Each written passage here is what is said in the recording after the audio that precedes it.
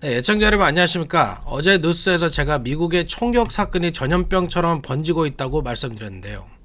오늘 또다시 무려 15명이 숨지는 최악의 총격 참사가 발생했습니다. 텍사스 유발디라는 국경 소도시 초등학교에서 총기 난사 사건이 발생해 학생 14명과 교사 1명 등 15명이 숨졌습니다. 팔로스버디스의 300피트 절벽에서 4명이 추락해 1명이 숨졌습니다. 오늘 이스트LA 지역에서 경관 총격 사건이 발생해 메트로 전철 운행이 일부 중단됐습니다.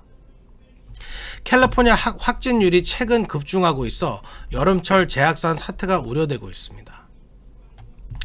북한이 오늘 동해상으로 ICBM 3발을 발사했습니다. 바이든 대통령 방한 일정이 끝나자 곧바로 미사일을 발사한 것입니다. 오미크론 재확산과 우크라이나 전쟁이 발생하기 전인 지난해까지만 해도 미국인들의 재정 상태는 최고 수준이었던 것으로 조사됐습니다. 러시아에서는 2개월 전 푸틴 대통령 암살 시도가 있었던 것으로 뒤늦게 알려졌습니다. 이상은 오늘 전해드릴 주요 뉴스 헤드라인입니다. 5월 24일 화요일 캐플뉴스 지금부터 시작합니다. 여러분, Let's go.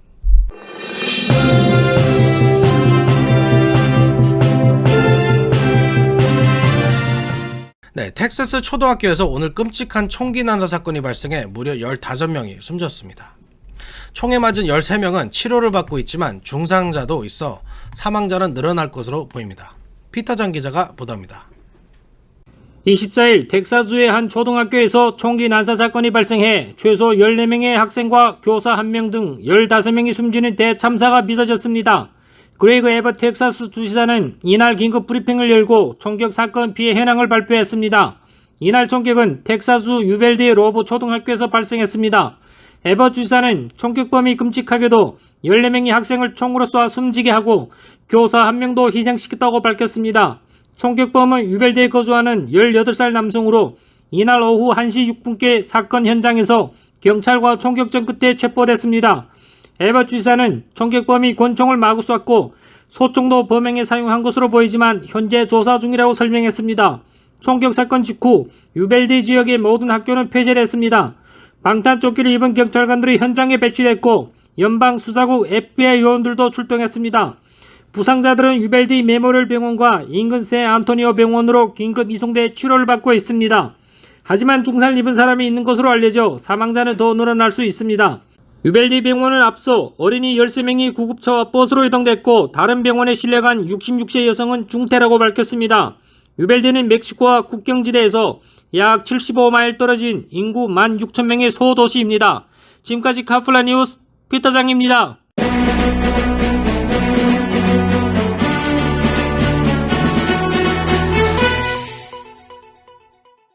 네, 방금 들어온 속보입니다.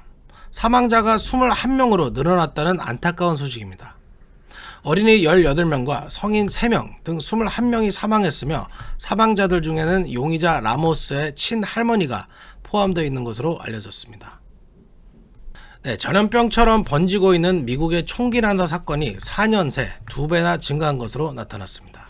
제플리 기자가 보도합니다. 미 전국에서 총격 사건이 끊이지 않고 있는 가운데 불특정 다수의 사람들을 향해 총기를 난사하는 사건이 급격히 증가하고 있는 것으로 나타났습니다. 연방수사국 FBI 보고서에 따르면 지난해 미국에서 발생한 적극적 총격, 액티브 슈팅 사건은 61건으로 전년의 40건보다 53% 증가했습니다. 2017년 발생 건수인 31건과 비교하면 97%나 뛰면서 2배 가까이 급증했습니다. 액티브 슈팅은 좁고 사람이 많은 곳에서 한 개인이 타인을 살해하거나 살해하려는 의도로 총을 쏘는 행위를 뜻합니다. 불특정 다수를 겨냥한 총기 난사 사건을 가리킵니다. 지난해 발생한 61건은 2000년 이후 공식 집계치로는 연간 최다치입니다. 범인을 제외하고 사망자만 103명이 나왔고 부상자도 140명에 이를 정도로 참혹한 총기 사건이 끊이지 않았습니다. 총기 난사 사건은 30개 주에서 발생했습니다. 캘리포니아가 6건으로 가장 많고 조지아, 텍사스가 각각 5건, 콜로라도, 플로리다 등이 각각 4건이 발생했습니다. 총격범은 12세부터 67세까지 연령층이 다양했고 1명만 여성이었습니다. 이들 가운데 30명은 체포됐고 14명은 수사기관의 검거 과정에서 총격을 맞고 숨졌습니다. 무장한 시민이 총을 쏴 숨진 범인이 4명, 스스로 목숨을 끊는 범인이 11명이었습니다. FBI는 총격범의 범행 동기를 별도로 분류하거나 분석한 내용을 보고서에 담지는 않았지만 범인이 한 곳에 있지 않고 이곳저곳을 돌아다니며 총을 쏘는 경향이 늘어나는 추세라고 분석했습니다. 지금까지 카플라 뉴스 제플리였습니다. 네, 팔러스 버디스 절벽에서 4명이 추락해 1명이 숨지는 사고가 있었습니다. 소방국은 23일 오전 새벽 4시 42분경 팔러스 버디스의 파세오 델마 도로 인근 절벽에서 추락 사고 신고를 받고 출동해 300피트 절벽 아래로 떨어진 남성 2명과 여성 2명을 발견했습니다. 이들 중 부상이 심각했던 남성 1명이 숨졌으며 2명은 중태입니다. 소방국은 헬기를 동원해 부상자들을 구조했습니다. 이들이 이 시간에 왜 팔러스 버디스 절벽에서 추락사고를 당했는지 사고 경위는 알려지지 않았습니다. 이 지역은 절벽 지형인데도 울타리가 없고 지반이 단단하지 않아 추락사고 위험이 큰 지역으로 꼽힙니다.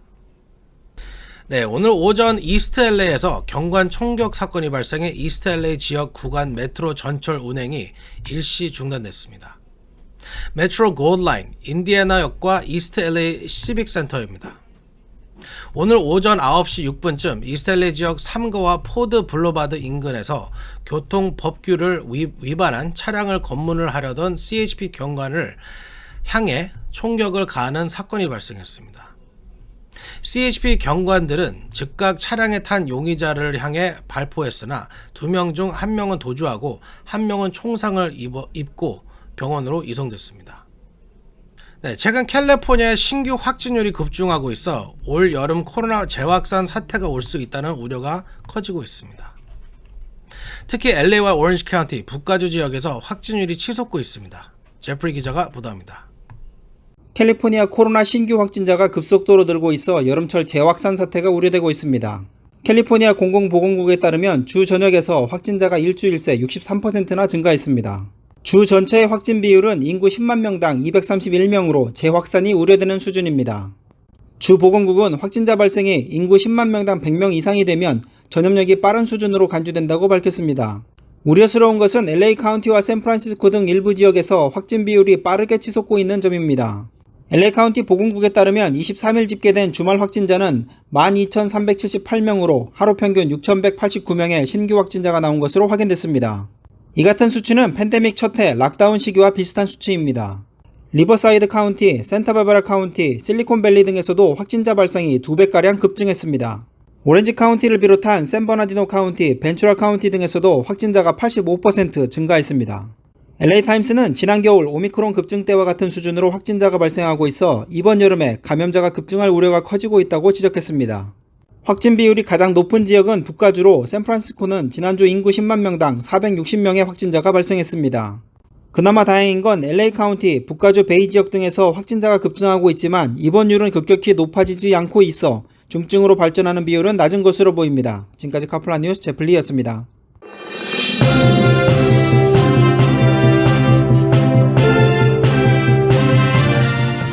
북한이 오늘 ICBM 3발을 동해상으로 연달아 발사했습니다. 바이든 대통령이 방한 일정을 마치고 떠난 직후 발생한 것이어서 주목받고 있습니다. 피터장 기자가 보도합니다. 북한이 25일 평양에서 동해 쪽으로 ICBM 탄도미사일 3발을 쐈습니다. 한국군 합동참모본부는 이날 오전, 우리 군은 오늘 오전 6시경과 6시 37분경, 6시 42분경 순안 일대에서 동해상으로 발사한 탄도미사일 각 1발, 총 3발을 포착했다고 밝혔습니다. 합참은 현재 우리 군은 감시와 경계를 강화한 가운데 한미 간 긴밀하게 공조하면서 만단의 대비 태세를 유지하고 있다고 설명했습니다. 북한의 미사일을 시험 발사한 것은 지난 10일 초대형 방사포로 추정되는 발사체를 쏜 뒤 13일 만입니다. 이번 발사는 조 바이든 미국 대통령이 한국과 일본 순방을 마치고 귀국한 다음 날에 이루어졌다는 점에서 주목됩니다. 윤석열 대통령은 이 시간 현재 북한 탄도미사일 발사에 따른 국가안전보장회의 NSC를 현재 주재하고 있습니다. 일본도 북한의 미사일 발사 직후 북한이 탄도미사일 가능성이 있는 것을 발사했다고 발표했습니다. 방위성 관계자는 해당 미사일이 이미 일본의 배타적 경제수역 EEZ 바깥쪽으로 낙하한 것으로 보인다고 밝혔습니다. 이에 앞서 이날 오전 6시 3분 일본 해상보안청도 북한에서 탄도미사일 가능성이 있는 것이 발사됐다는 정보를 방위성에서 받았다고 발표했습니다. 해상보안청은 항행 중인 선박에 대해 앞으로 나올 정보에 주의하라고 촉구했습니다. 이번 북한의 미사일 발사는 조 바이든 미국 대통령이 한일 순방이 마무리되자마자 실시된 것이어서 전 세계 이목을 집중시키고 있습니다. 카프라 뉴스 피터장입니다. 네, 우크라 전쟁과 오미크론 재확산 사태가 발생하기 전까지만 해도 미국인들의 재정 상태는 9년 만에 최고 수준이었다는 것으로 조사됐습니다. 미국인 10명 중 7명이 비상금 400달러가 있다고 답했습니다. 제니박 기자가 보도합니다. 미국인들의 재정 상태가 코로나 팬데믹에도 불구하고 2013년 이후 다른 어느 때보다 좋았다는 분석이 나왔습니다. CNN은 오미크론 변이 바이러스 확산, 인플레이션 심화, 러시아의 우크라이나 침공 이전까지 미국 가정들의 재정 상황이 최고 상태였다고 보도했습니다. 연방준비제도 페드 조사 결과 미국인 10명 중 7명은 비상금으로 400달러 정도의 현금이나 현금성 자산을 보유하고 있다고 답했습니다. 이는 연준이 금융복지를 추적하기 위한 조사를 벌인 이래 가장 높은 수준이라고 CNN은 설명했습니다. 연준의 2021년 미국 가계 경제 웰빙 보고서에 따르면 성인 78%가 현재 경제 상황에 대해 괜찮다거나 편안하게 살고 있다고 답했습니다. 이번 조사는 지난해 10월과 11월 성인 1만 1000명으로 대상으로 시행했습니다. CNN은 조사 시점에 오미크론 변이 바이러스가 경제 회복세에 지장을 주기 몇 달 전, 러시아가 우크라이나를 침공하기 몇 달 전, 인플레이션이 치솟는 주식 시장이 약세에 접근하기 몇 달 전이었음을 강조했습니다. 이번 조사 결과 사회 경제적 격차도 드러났습니다. 기혼자, 아시아인 또는 백인이 더 높은 재정적 여유와 만족도를 나타낸 반면 독신자, 히스패닉 또는 흑인, 저소득자, 장애인 및 성소수자 등은 모두 경제적 만족도가 낮았습니다. 그러나 현재는 인플레이션으로 인해 저소득 가구에서는 지난해 내내 쌓였던 저축 보유량이 빠르게 줄어들 것으로 전망됐습니다. 카프라 뉴스 전희박이었습니다. 네, 이제 거리에서 공중전화를 찾아보기 힘듭니다. 공중전화가 역사적으로 사라지고 있습니다. 어제 뉴욕에서는 마지막 남은 공중전화가 철거됐다고 합니다. 이제 박물관에 전시된다고 합니다. 제프리 기자가 보도합니다. 이제는 더 이상 찾아보기 힘든 공중전화가 뉴욕에서 어제 완전히 사라졌습니다. 뉴욕시는 23일 시 전역에서 유일하게 남아있던 마지막 공중전화 부스를 철거했습니다. 뉴욕시는 이날 7번 애비뉴와 50번가 근처에 있던 이 공중전화 부스 철거 작업을 마쳤으며 이를 뉴욕 박물관에 전시하기로 했습니다. 뉴욕시는 이 공중전화 부스가 박물관에서 컴퓨터 상용화 이전 도시에서의 삶을 보여주는 자료로 쓰일 예정이라고 설명했습니다. 여느 다른 도시와 마찬가지로 뉴욕의 공중전화도 2000년 초반 핸드폰 사용이 늘며 서서히 모습을 감추다 2010년대 스마트폰이 보급된 후 더 빠른 속도로 사라졌습니다. 뉴욕시는 지난 2014년부터 무료 전화, 와이파이, 전자기기 충전 등을 지원하는 링크 NYC를 도시 곳곳에 설치해 공중전화를 단계적으로 철거해왔습니다. 매슈 프레이저 뉴욕시 기술혁신국 국장은 이날 말과 마차에서 자동차로, 자동차에서 비행기로 바뀌었듯 디지털 진화는 공중전화에서 와이파이 키오스크로 진보해 급변하는 통신 수요에 부합하게 됐다고 말했습니다. 뉴욕시는 영화 슈퍼맨의 주인공 클라크 켄트가 사람들의 눈을 피해 변신할 때 이용하던 구형 공중전화 부스 4개는 관광용으로 그대로 유지하기로 했습니다. 지금까지 카플라 뉴스 제플리였습니다. 네, 2개월 전 푸틴 대통령의 암살 시도가 있었으나 실패했다는 주장이 나왔습니다. 우크라이나 측이 밝힌 것입니다. 킬리로 부다노 우크라이나 국방정부 부장은 푸틴 대통령이 2개월 전 카프카스 지역 대표들로부터 공격을 받았지만 암살 시도는 완전한 실패였다고 밝혔습니다. 하지만 러시아 크렘린궁은 최근 푸틴 대통령에 대한 암살 관련 발표를 한 적이 없습니다. 만일 부다노 부장의 주장이 사실이라면 지난 2월 24일 러시아의 우크라이나 침공 이후 벌어진 첫 번째 푸틴 대통령 암살 시도입니다. 푸틴 대통령은 지난 2017년 최소 5번의 암살 시도에서 살아남았다면서 자신의 안전에 대한 걱정은 없었다고 밝힌 바 있습니다.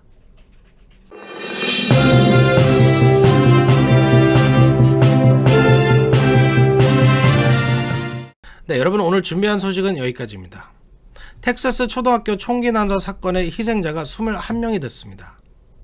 중상자들이 있어 사망자가 더 늘지 않을까 우려됩니다. 10여 년 전 28명이 사망했던 샌디흑 초등학교 총기 난사 사건 이래 발생한 최악의 총격 사건입니다. 미 전국에는 희생자들의 죽음을 애도하는 물결이 일고 있습니다. 관공서에는 조기 개항 지시가 내려졌습니다.